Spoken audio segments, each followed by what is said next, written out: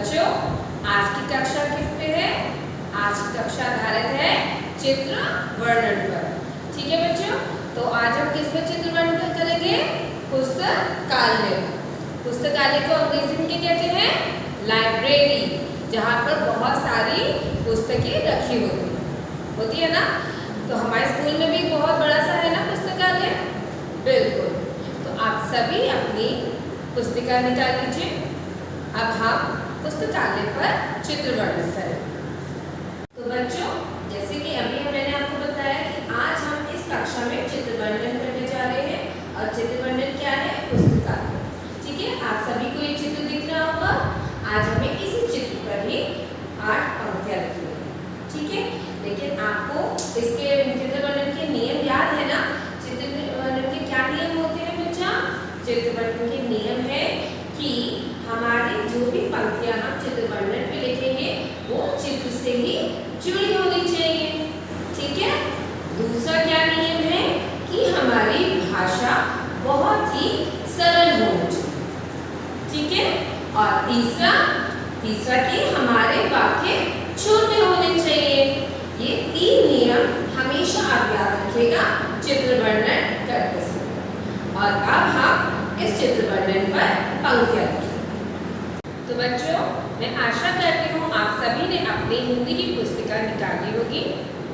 अब हम चित्र वर्णन अपनी पुस्तिका में लिखेंगे। ठीक है, तो जैसे कि हम कक्षा कार्य में करते हैं उसी तरह सबसे पहले हम आज के दिनांक लिखेंगे और लिखेंगे चित्र वर्णन। चित्र वर्णन किससे जुड़ा हुआ है? पुस्तकालय। और लिखेंगे कक्षा कार्य।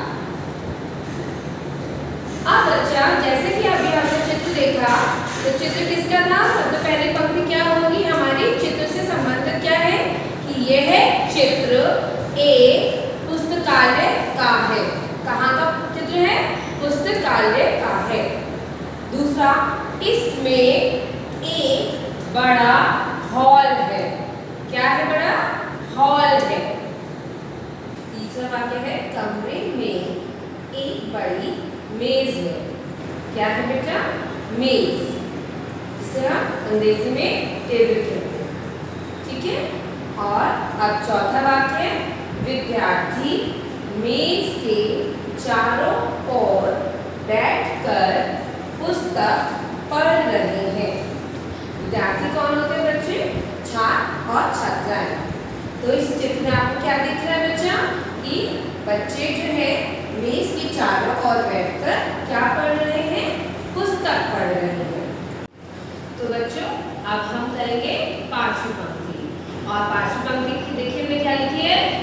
एक लड़की। क्या? एक लड़की पुस्तक ढूंढ रही है।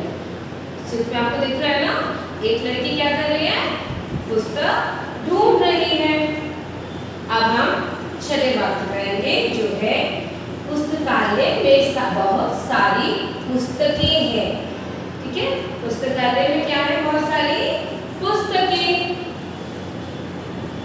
अब 7वां वाक्य है पुस्तकालय का फर्श। पुस्तकालय का फर्श बहुत सुंदर और साफ है। बच्चा, फर्श क्या होता है? फर्श कहते हैं फ्लोर को। ठीक है, तो हम फिर से पढ़ेंगे। पुस्तकालय का फर्श बहुत सुंदर और साफ है। और आखिरी पंक्ति 8वां वाक्य क्या है? पुस्तकालय का वातावरण। पुस्तकालय का वातावरण बहुत शांत है। ठीक है बच्चा, तो ये आपकी हो गई चित्र वर्णन की 8 पंक्तियां। और आप सभी सुंदर लेख में इन सारी पंक्तियों को अपनी पुस्तिका में लिखेंगे। ठीक है, आज की कक्षा